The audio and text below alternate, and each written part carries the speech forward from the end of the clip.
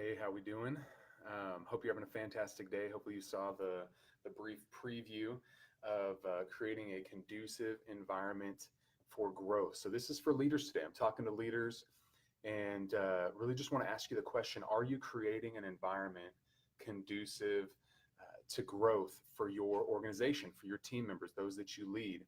And I want to share a couple of ways that you can go about doing that, how you can create that environment, and how you can kind of test yourself to see if you are creating that environment.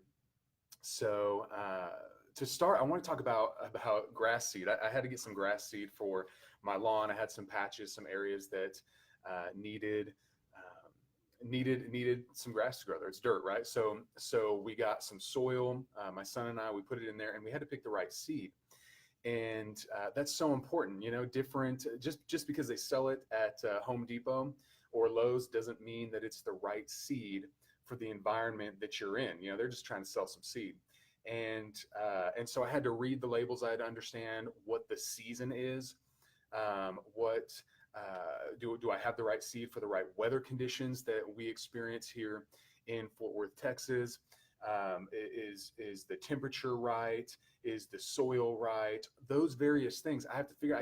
Got to get the right seed for the environment, and then after that, I've got to make sure that I've prepared the soil and that I've done my part to create an environment that's conducive for the growth of that seed. So, per this illustration, the person or the team member on your team is the seed, and you are responsible for that environment that you're creating for that seed. And just because there is seed available out there, there are people out there that maybe want to come and work for you, that doesn't mean that they're the right person that's going to fit in the environment that you have at your organization. Doesn't mean there's anything wrong with them. They're just not chemistry wise, they aren't going to connect with the team. And three questions you can ask yourself real quick. I want to talk about these three questions you can ask yourself when trying to determine, do I have the right person? Am I hiring the right person for our organization? Is the three C's: character, competence, and chemistry. Character, do they have strong character? Are they trustworthy? Do I want to bring them on? That's foundational. That's a pass or fail for me. Competence, are they competent? Can they do the job that we need them to do? Or can they do 80% as well as me, and so I can hand it off to them? And so competency, there's a little bit of a fluctuation there, and you can train them and help them become competent. So that's maybe a 7 to 10 rating that you want to have a person there. But then the final one, chemistry, that's a pass or fail as well. Some people are great, they're just not great for your environment, for your business, for your organization, for your team. They aren't a right fit. That chemistry wise, they aren't going to fit with your team. And so that's a pass or fail. So if you've done those three things and you've figured out, hey, I got the right person, they've got the right character, competence, and chemistry, now you're bringing them on the team. Now you have to ask yourself, am I creating an environment where they can truly grow and develop and become the best that they can be? And that's what we want. And that's our responsibility as leaders, is we got to make sure that we are creating an environment where they can grow and develop. And so I have a couple of questions that I wanted to ask you and really have you ask yourself so that you can determine this. And one of the first questions I want you to ask yourself is, are my people continually being challenged? Are they being pushed out of their comfort zone? That's how you know if you're creating a growth environment for them. Another question you want to ask yourself is my team focused forward? If they're in a growth environment, then they're not going to be always talking about the good old days and way back when we used to X, Y, and Z. But am I creating an environment of growth? If I am, then they're going to be focused forward. They're going to be focused forward. Along with that, I got to ask myself, are my team members excited about coming into work? Are they challenged? Are they excited? Are they moving forward every day that they come into this place? They're excited about the challenge of the day. Another one, am I creating a growth environment, is this: failure is not the enemy. So you got to ask yourself, is failure the enemy in our organization? Are people afraid to mess up? Are they afraid to make mistakes? Or is it an environment where we go, hey, Making a mistake is just proof that we're trying something new, proof that we're trying to move forward, we're trying to get better, we're trying to improve ourselves.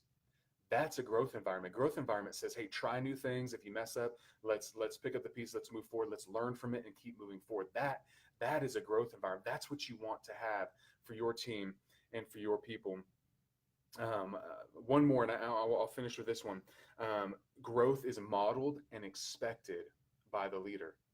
Is growth modeled by you? So many times you can go into an organization, and I'll go into an organization and they'll say our people need training, and they sign up people on their team, but they don't want to go through the training themselves. The only problem with that, when people try to have their lower level staff members, their entry level staff members go through leadership training, the problem with that is that when I teach them servant style leadership and they don't see it modeled by those in leadership, then there's a big disconnect there.